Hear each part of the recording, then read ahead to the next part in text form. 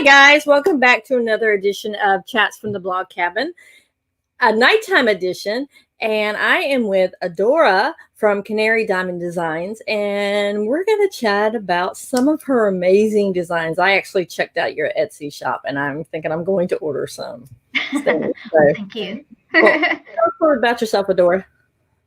So, I'm actually originally from New York and moved here about 7 years ago to Raleigh, North Carolina. Who'd have thunk I'd make it to Raleigh, North Carolina? And I've actually been designing. I actually started designing when I was a kid, and I never thought it was a real job. And in full circle, during the pandemic, I've started designing and creating again. Who'd have knew? Yeah, the pandemic, we were talking right before we came on, the pandemic has definitely forced us into doing things outside of our comfort zone. Like I was telling you before, Chats from the Blog Cabin actually was created during the pandemic. I mean, we all have to do things that make us feel, I guess, to kind of save space a little bit and to kind of save our sanity pretty much, right? Right. I think that sometimes when we get uncomfortable is when we grow. And I think a lot of people have gotten really uncomfortable during the pandemic, which has created a lot of growth in people, which I think has like been part of the amazing piece of what's going on, and we've been able to connect with people on a different level and realize like, no, I don't have to go to a big city to get this. There's actually somebody here that does it, and it's allowed people to find a new creativity within them. Now, I will say I did cheat a little bit and listen to your podcast interview with Courtney, who was a former guest, Courtney, courtesy of Court, and your name. Tell us about your name, because that's what I thought that was the coolest thing ever. So my name, I actually didn't know this. Well, my mom told me this growing up, but I was like, oh, I don't believe it, but it's true. So my name's Adora, and it means a gift in Greek. And my middle name is Rachel, and my Aunt Rachel couldn't have any children, so my mom named me Adora to Rachel, which is a gift to my aunt. And that's kind of how my name came about. My mom said that she found it in a book. Now, I don't know. I think she found it off of She-Ra because She-Ra's real name was Adora, which is the sister of He-Man. I don't know if I have any kind of 80s kids in here, but hi. So that's how my name came about. That's what my mom tells me anyways, but I'm convinced she got it from the cartoon. Oh, who knows? And your company name is pretty cool too. Thank you. Canary Diamond came about by my burlesque background, which I stopped doing burlesque a long time ago. And again, during the pandemic, it kind of just came full circle where I was just diving into my past, diving into old costumes, purging my house, to be really honest with you. I feel like everybody's like, well, we have the time now. Let's go through this and let's go through that. Let's go through this closet that's been sitting here with these boxes in it. And that's kind of how Canary Diamond started. Well, the name at least. That is so cool. Tell people about burlesque that don't know about burlesque. What is that? Burlesque is the art of tease. And it is a fine line between, it's almost like a sophisticated stripping kind of, it's the art of tease, where you're not necessarily completely exposed, and little by little you're taking pieces off. It's very theatrical. It's actually a lot of fun. You can do very modern burlesque, you can do classic burlesque. There are just a lot of genres, and the thing is that the sky's the limit. You can make it as comical as you want, you can make it as sexy as you want, and it doesn't matter gender either. So it is a lot of fun. If anybody gets the opportunity to go see a burlesque show, go see one. And there are some great ones in Durham that I've experienced. And then I don't know if the clubs here will still have them, but they used to have them once a month here in Raleigh. So if you can't get to them, Google them. They're a lot of fun. And even like if you're not going to, if it's not kind of your thing, maybe you want to take a class because maybe you want to just be that sexy dancing person at home, you know, dancing queen. Now, that'd be a great way to get fit too, I guess, right? It is. It is definitely a great way to get fit because you do want, there's an art to it. So it's not just, I'm just taking this piece off. There's an art to it. There's a fitness to it. And I love it because it doesn't matter how big, skinny, those things are out the window. It is all about how entertaining you are and how to captivate an audience and keep them watching, which is one of the biggest things that I like. Wow. And I guess with you being in burlesque, that kind of you're creating your own costumes and everything else, that's your creative, what'd you say, crazy creative self that before we got on? Yes. Came out a little bit more as well. Yes, I would say that in creating I think for me, it was even more like going through what I created in my early years of sewing and in my early years of designing and realizing, oh no, this piece is really cute. Why didn't I keep going with this? Oh, I want to recreate this. Oh, like I almost inspired myself and I reinvented what I already created, which was like an aha moment for myself because it wasn't, because sometimes we're inspired by other artists, right? Mm-hmm. But to be inspired by your own self is a whole nother kind of level where you're like, oh wow, this was amazing, why did I stop? Oh wow, no, I want to do this to it, I want to recreate it in this way. And it's not like you're borrowing from somebody else, you're actually tapping into your own mind and own creativity and borrowing from that, which I thought was like, again, pandemic had me on a whole nother level. So, did your company come about because of the pandemic then? It did. So what happened was I was actually making no-sew masks and I was doing videos on how to make a mask without having a sewing machine or any kind of thread at all. And I actually uploaded on TikTok. It was really interesting, kind of went viral for a second. And then I had somebody reach out to me and ask me to make like 50 masks for a poultry plant in Mount Olive, Mm-hmm. which wasn't helping their employees at all, really, and protecting them. And so they reached out to me and was like, hey, would you be interested in making these masks? And I was like, yeah, of course. Yeah, I'm like, I don't have anything else to do. I'm like, we're all stuck at home. Mm-hmm. This keep me, occupied. And so I pulled out my sewing machine. I hadn't used it in years. And that's kind of how it really started, is somebody just reaching out to me and saying, hey, we need your help. Would you be willing to, spend some time?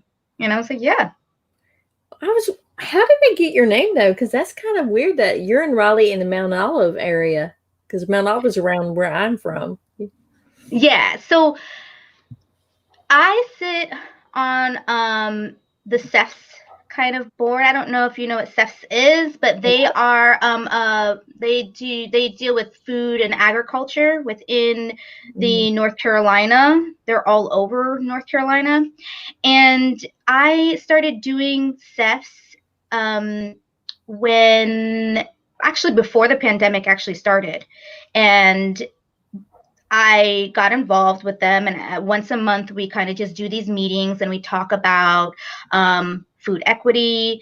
We talk about how to, how we can be involved in it, how we can make sure that people are getting the things that they need, policies that are in place that maybe we can be involved in to make the change happen.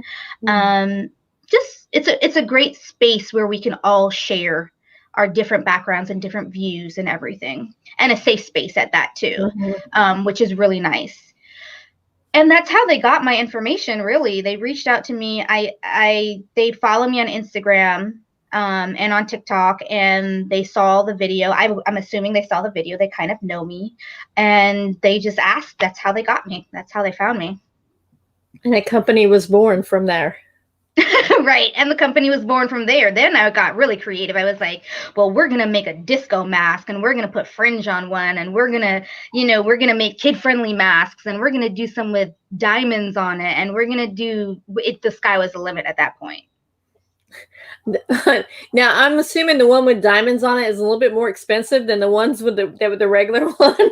Yes. So they range in price. They go from anywhere from $10 up to $35 is my most expensive one that I have on my website. Now, that's not actually the most expensive one. I have more. But you can even like customize them and all of that stuff too, which are add-ons too. Oh, that's cool that, customized face mask. Now, I did see that you have a lot of masks that had to do with social issues, like the Pride mask and the Black Lives Matter mask. Tell us a little bit about those. So the Pride collection, I go to Pride every year. I'm from New York, and we love Pride. We love to celebrate it. We love we just have a good time, and it's all inclusive in New York. And it was kind of like weighing a little bit on me that I didn't get to go to Pride this year and that no one was going to Pride. And that's kind of how the Pride collection started. I was like, well, if we're not going to go to Pride, we're still going to look fabulous while not going to Pride. Mm-hmm. And we're going to have fun while doing it. If we're going to be stuck in our homes and we have to wear these masks, why not look amazing while wearing these masks and make it fun? And that's kind of how the Pride collection started. And then I got my hands on a, what's it called? The cutting, that cutting machine. I forgot what it's called. The silhouette machine, I want to say. And that's really when I was like, oh, I can do way more with this. I can really get as political as I want, or as customized as I want, and then that's when I started to feel really passionate about the Black Lives Matter movement that's happening, especially living downtown Raleigh and seeing it in real time every day. And I thought that it was important that we, if you want to, you can definitely buy a mask and be a part of it. And I felt like I didn't want to go to the protest. I have a small child, and I thought it was important to keep both of us safe. But that doesn't mean that I can't be in solidarity with it and wear one of these masks and let people know that, yes, Black Lives Matter, and if they don't matter, then none of us matter at all, and we got to start somewhere, and I thought it was important. So I made those, and that's how that collection kind of started. When I got my little machine, that was fun. And then I went from there to making mugs and jewelry, and I just got real creative after that. Now I have to ask, is this your full-time job, or is this like a side job for you? Well, it actually started out as a side job. And it's like, well, I'd actually been making jewelry, especially, so I make jewelry with iconic kind of people on it. That's kind of my thing. And then I have like David Bowie, and I have Frida Kahlo paintings. I have Jimi Hendrix. I have Janet Jackson. Who doesn't like Janet? So that's kind of this stuff I've been making for years, and I've never sold it. But every time I wear it, people ask me, well, where'd you get that from? Well, and I'm like, oh, I made it. And people have always said, well, why aren't you selling it? And I was like, I don't know. So the pandemic kind of made me realize that, no, I can sell it. I'm going to start on Etsy, take a chance. I actually have the time, and it's become a full-time job now. And I'm so blessed within all the craziness that's happening, to be able to make money and do something that I really love. And my son is involved. He wants to be there and watch me sew, and now I'm teaching him how to sew, which is kind of really exciting. I'm curious to see how far he's going to take it. And yeah, that's how it kind of was. It happened organically, really. So your mask, when you wear them out in public, do people comment on them, or do people? Oh my gosh, all the time. All the time, especially this one, which was one of my like experimental masks, which has really taken a life of its own. And every time I wear this one out, somebody asks me, well, where'd you get that from? I love your mask. I have another one. Unfortunately, I don't have it here with me, but you can check it out on my Etsy, Canary Designs on Etsy. And it looks like a belly dancing veil. And I used to do belly dancing as well. And that's kind of what inspired that collection. So that one, I get stopped all the time. Like people have literally tripped and fallen looking at my mask because they were not paying attention to where they were going. Wow. Is that the one that you wore in your Instagram picture for your costume for Halloween, or no? Yes, Yes, that is I was the gonna one. comment on that. That was like gorgeous. I'm like, wow, to look like that at Halloween. Wow, it's just. Did you make your whole costume too, or is it just a mask? I actually made the whole and I wish it was darker outside because I actually had lights on it, but I made that whole halo. I bedazzled it up. I spray painted it. I did that whole halo. And I made the mask. The costume itself is actually an old belly dancing outfit costume from Egypt that my sister brought back because she used to do belly dancing as well. Sorry, my shirt is like, she used to do belly dancing as well. So she brought that back from Egypt years ago. And it was just one of those pieces that I said, I can never throw this away. And again, the pandemic hit, so I started going through boxes and I found that piece and I was like, oh, we're going to do something with this year. I don't know what, but it's going to happen. So where do you see yourself branching out to? You've already said you're making coffee mugs, that you're doing masks, you're doing jewelry. Do you see anything else coming down the line? By the way, did you actually do your coffee cup? I did do my coffee cup. It's one of my favorites. Yes, this is like exactly me. This is me in 3 words. I actually am starting to make, and this is one of my newer designs right here. This is a robe. So I'm branching out and making more, I guess, high-end kind of fun, just glamorous robes that people can just wear around their house. And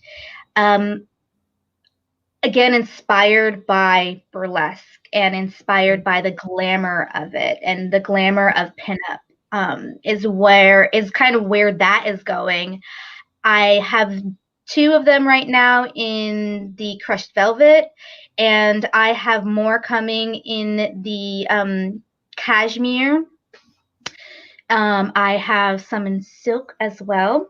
But that's kind of, I want to try to branch out more towards that, but still kind of stay within the accessories, because my brand, I see them as, yeah, we're accessories, but we're also necessaries, because they're necessities accessories. Like you need these things, especially like the masks. You need to, where we're going right now, you need to wear a mask, and why not have fun with it?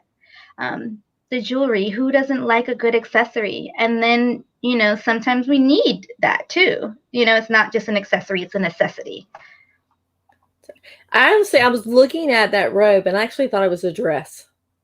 Well, that's the design that I had for it originally. And it does open up. It completely opens up. It's a wrap. And I'm kind of playing around with one size fits all kind of thing. So this can fit anywhere from a small up to a large.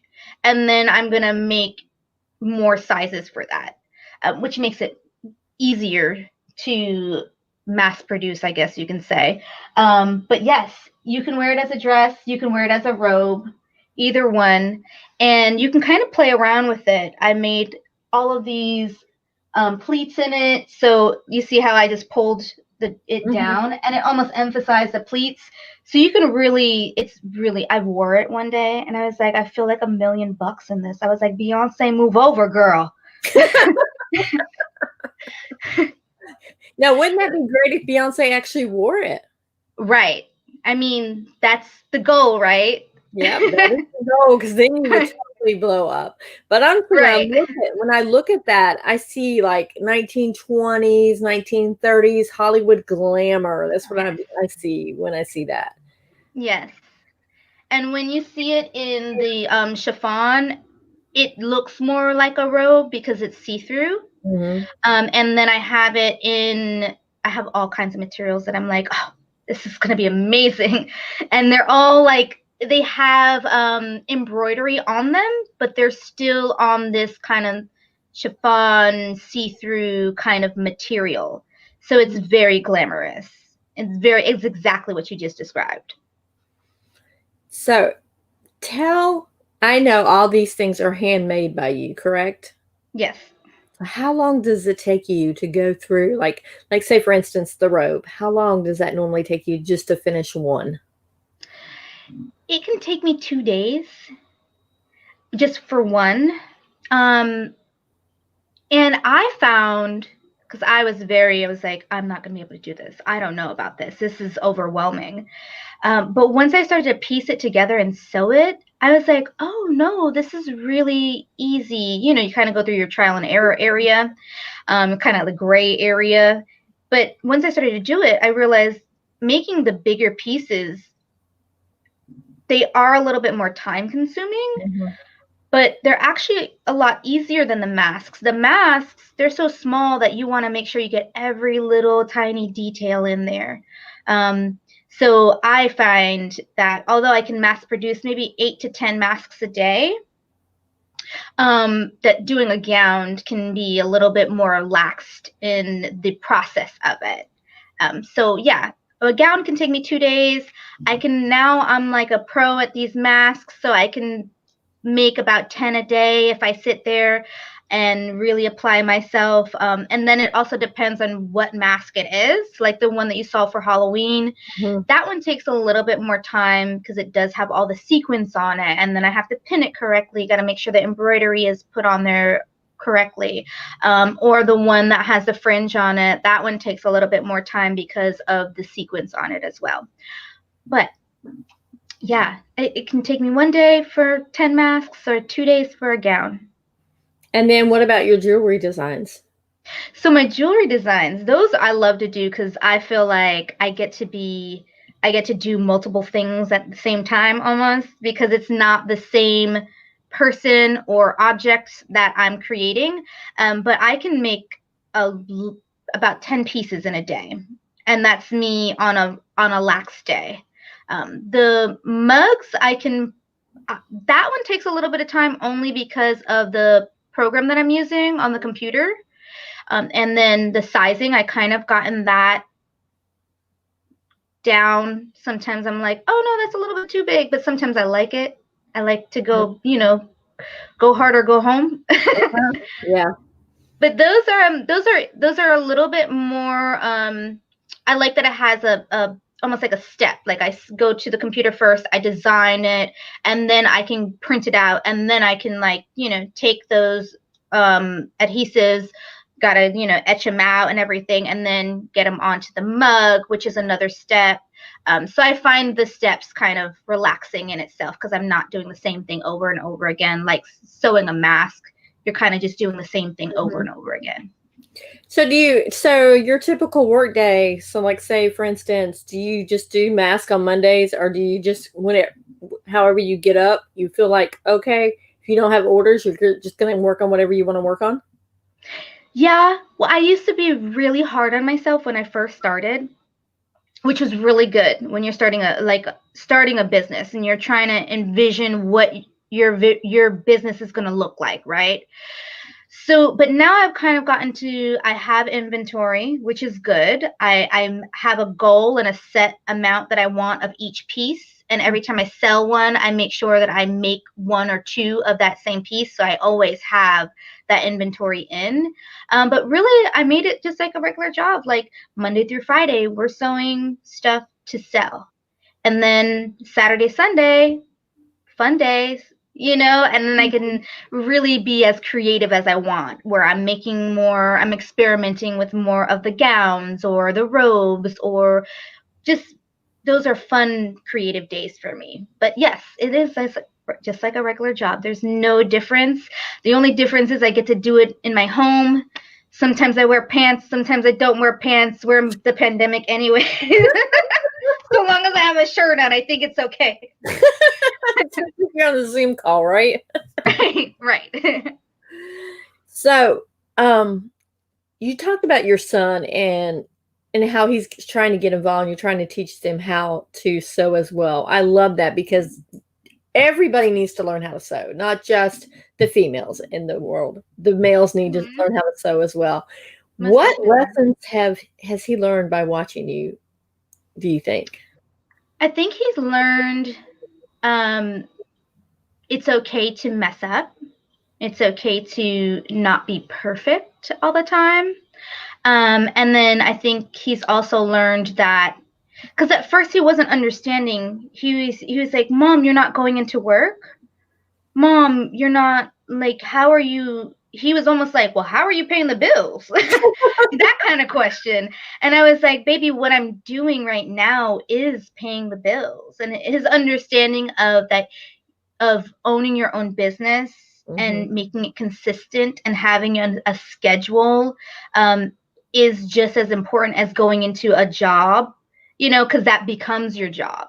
And he's seen it start from nothing to where it is now, which he's always like, "Oh, Mom, you're working. Okay, I won't bother you." Or, "Mom, can I come in because I know that you're working?" So he has more of a better understanding, which is really, to me, I'm like, that's so important. We've been taught, or at least I've been taught, that going into a job and working for a corporation is work. But working from home in your own business is not necessarily work, because it doesn't look the way we've been taught for it to look. So I think his takeaway in this whole thing is, oh, I can be as creative as I want, and I can make it into a business. And he's even said, "Well, Mom, what about Ariana Grande? And let's do this and let's do that and let's put this person on there." So he's kind of like getting into it and the excitement of it as well, and his 2 cents, which I think is important because it keeps me young. Yeah. Now, do you see yourself not venturing out and not doing handmade and doing a factory one day, or no? Do you think that would be true to your brand? I've thought about it, to be really honest, and I did feel like it wouldn't be true to my brand. Although I know that it would be, I don't want to say less work, but it would be less work and working in a different kind of way. But I think that there are things that I would keep handmade 100%. Like my masks and my gowns, I would definitely keep handmade, and that's not ever going to be mass produced like that in a factory. I thought, well, maybe I will do the jewelry later on, but yeah, I've thought about it, and the thing for that, I guess it's like me being the owner, creator, everything. It's hard for me to let go, because it's that moment where you're like, okay, I gotta let this go. Well, and in hopes that it can be the same quality that you've been creating. I think that that's like you said, the biggest thing for me. So how do you handle it all? Because basically you're the creative person behind it. You do all the work behind it. You have to fill all the orders. You have to fill, all the paperwork. You have to pay the taxes. You have to, do all the billing and everything else. How do you handle all that? I don't sometimes. Sometimes I'm like, I can't do it today. Sometimes I'm just like, not today. But I've actually found a lot of programs that help me. So like I do all the photography for my masks. I do all the editing. I do all the marketing. I do all the creating of the marketing. So I've found programs like Canva. For me, was an amazing, just godsend, honestly. There's so much I can do from there, and it will help me on my social media platforms as well. And you don't sleep. really, in all honesty, like sometimes I'm up at midnight, 1 o'clock in the morning, and I'm like, well, I'm gonna make a TikTok video and I'm gonna post this about my masks, or I'm gonna just. You're always working. You're always, and it's been finding that balance in it. I think for me, I have such a passion for business and a curiosity for marketing and how that works, that it's not as stressful as it might be for some other people. I went to school for business and business management. Within that, I found that marketing is like my niche. Like I love it, and I find it so much fun to figure it out because it's ever changing. That yeah, you could just got to find the right programs, try things, reach out to people that are doing that as well. I'm a part of some Facebook groups in which I can ask questions and see what other people are using. A lot of the programs have like a free trial, and if it doesn't work for you, you can move on and try something else. But yeah, that's how there's no sleep sometimes, but it's definitely worth it. Sometimes I'm up at 3 o'clock in the morning anyways because I have a little bit of insomnia. So why not work? I try to take like every minute that I can. I try to make it like maximize it. Yeah, I think a lot of creatives have that insomnia because they can't get their brain to shut off. Yeah. Yeah. It's almost like hard. Like I'll sleep for 4 hours and then I'll get up and I'm like, okay, well, it's work time. Let me work if I can't sleep. You know, you never know where this is going to go. Take advantage of the moment, you know? Now, do you wake up your son when you're doing that? Does he wake up to hear you? Or are you pretty quiet? Oh, no, no, no. He is a sound sleeper. Nothing will wake him up. Nothing will wake him up. He's gotten to the point where he doesn't even want to sleep in a quiet room anymore. He'll put his Alexa on to play like bedtime stories for him because he almost, or like ocean sounds because he has to hear something while he's sleeping. It's probably my fault, I'm not gonna lie, but it doesn't bother him at all. He can sleep through the whole thing. Now we were just talking about Beyonce earlier with the robe, but would you ever consider sending one of your masks to a celebrity to see if they would wear it? I don't know. I've never thought about that. I have sent some masks to some influencers, but I've never thought about sending it to a celebrity. I guess that would give me a little bit of like anxiety, a little bit. I guess of the not knowing kind of thing. But maybe I'll put that on my list soon to send it to a celebrity. Because once a celebrity wears something, boom, boom, boom, boom, boom, people want to know where they got it from. Most definitely. So maybe you just spark something. I don't know. Who would be your dream celebrity to wear your stuff besides Beyonce, of course, because you already said Beyonce? Oh, my dream celebrity. I can't even. I don't know. Like, can I pick anyone, dead or alive? Okay, let me think. Now you just made it even harder. I don't know. Okay, pick one dead and pick one alive. Ooh, okay. So, I don't know. Ooh, this is hard. Okay, so let's talk about alive. I think Janet Jackson would be like hands down, like, oh my God, she wore my mask. I can live the best life ever. Everything is complete now. It came full circle. I love me some Janet. I actually saw her a couple years ago when she came to North Carolina, and literally the best concert ever. Like wow. I can't move like that, and I'm younger than her. Like no way I can move like that. I guess for my dead celebrity, it would be maybe like Frida Kahlo. Like if Frida wore one of my masks, like life is complete. Like wow, like she is just an inspiration, and like just I would be mind blown. It'd be over for me. I can die in peace and happy. Well, I can see that because Frida has, when she painted so much stuff outside of the box that you wouldn't normally think about painting. And I can see Right. that because you're thinking outside of the box with a mask as well. Mm-hmm. Yeah, definitely one of my top favorite artists, like, of all time. I don't know if you went and saw the exhibit when they came to No, I didn't get a chance Atlanta. to go.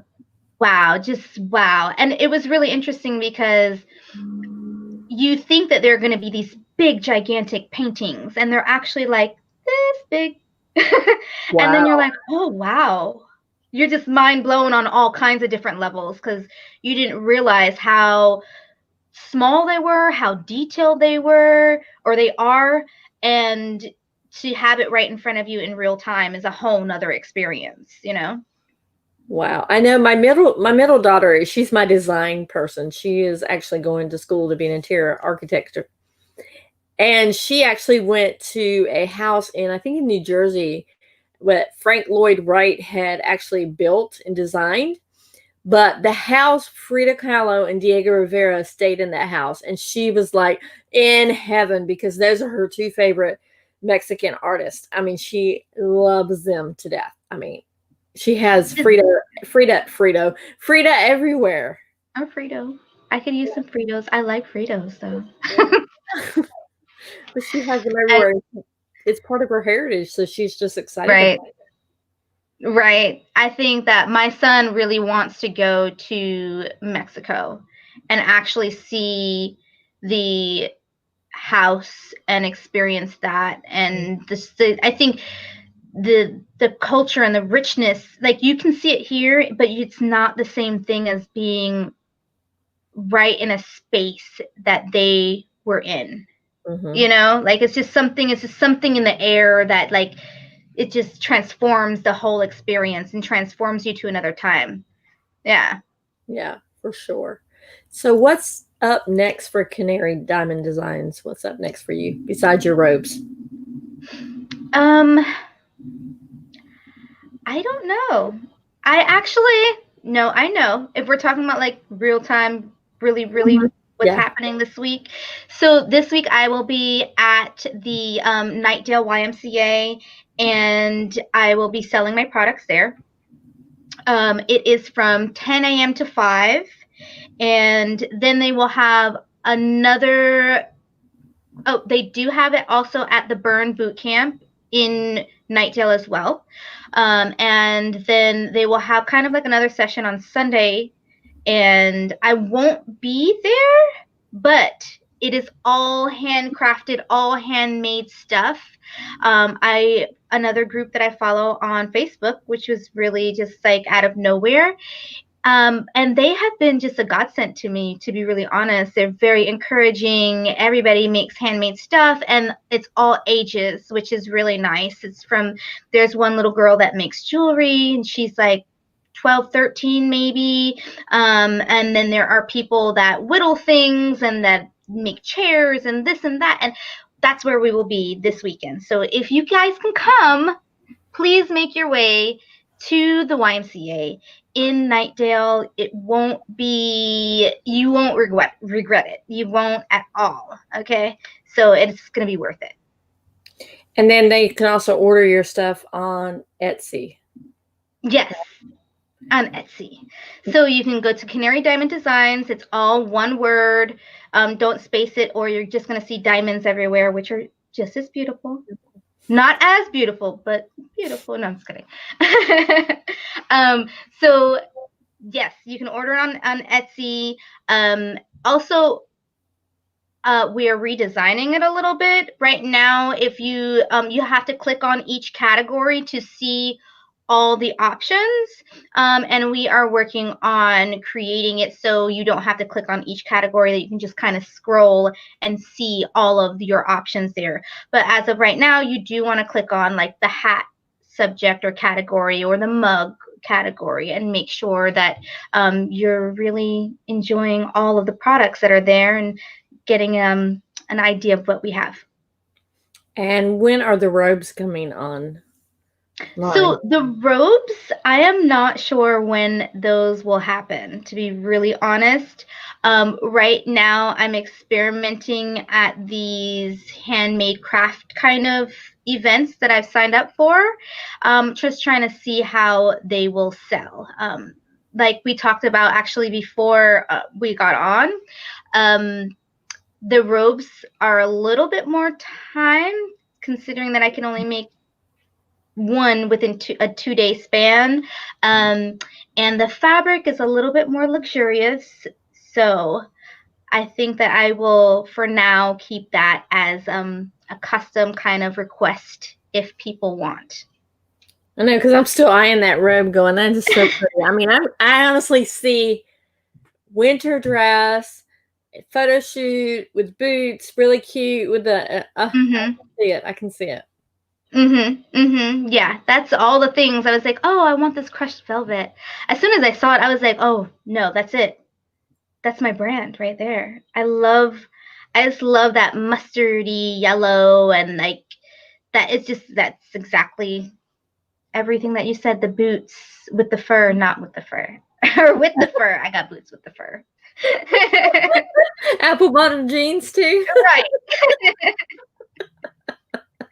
But yes, all of those things. I would love to do a photo shoot with it.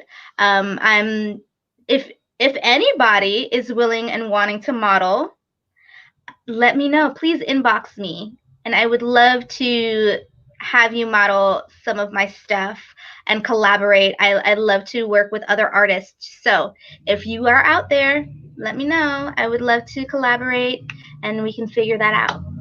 You know, I do have a photo shoot coming up pretty soon with my blog cabin, and so Yes. I want to collaborate because I'm doing one, especially that would be fun. inside of the blog cabin this time. Yes. So. Yes. I love your blog cabin, by the way. I keep looking at the background. I'm like, oh, that looks really cozy. Well, you say you come to Kinston, so on your way to Kinston, drop by, and you're more than welcome to come in and hang out. And I might. More. Don't say that. I'll knock on the door. Hey, come on. I like baking, so I'll have some treats. Oh, that's even better. So where can everybody find you besides your Etsy shop? So I am on Instagram, Canary Diamond Designs on Instagram. I am on TikTok. It's not Canary Diamond Designs on TikTok. It's Fresh Makeup, because I've also do makeup. I've been doing makeup for 17 years. And so you can find me on TikTok under Fresh Makeup. You can also follow me on Fresh Makeup on Instagram, which is, again, more of my makeup business on that. You can see special effects makeup, beauty makeup, runway, print, all those things on Fresh Makeup on Instagram. All right. I want to thank you so much for joining us. And I just cannot, hopefully we can work something out, because I would really love to do a collaboration with you, because I am eyeing that. That is gorgeous. I mean, it's so gorgeous. Yeah, I think that'll be a lot of fun. I would make a trip over to you, and I'm sure you have really beautiful kind of visual behind you, and even in your backyard, because you're more in the country than I am. I'm sure we can find just Plus, I have a farm. One of my best friends owns a farm that's like a mile and a half away from my house, that she has access to the river, so we have the woods, and oh, it's gorgeous. That would be a lot of fun. That's beautiful. Yes, I would love to collaborate with you. So please let me know whenever you want. Yes, I will let you know. And I want to thank you guys. Thank you for joining me today, because we went back and forth. What, we rescheduled it 3 or 4 different times, because either you had something come up or I had something come up. So finally we got to meet. Well, I want you to be safe, because you're in downtown Raleigh right now. So thank you. And thank you for having me. I've had a really good time. I was super, super nervous. I think that everybody that does something live, because I've never done a live before, gets a little nervous. But you have made it so comfortable. So thank you so much for having me on your vlog. And I can't wait to see all the other things you come out with. Yeah. Thank you so much. All right, guys, we will see you on the next chat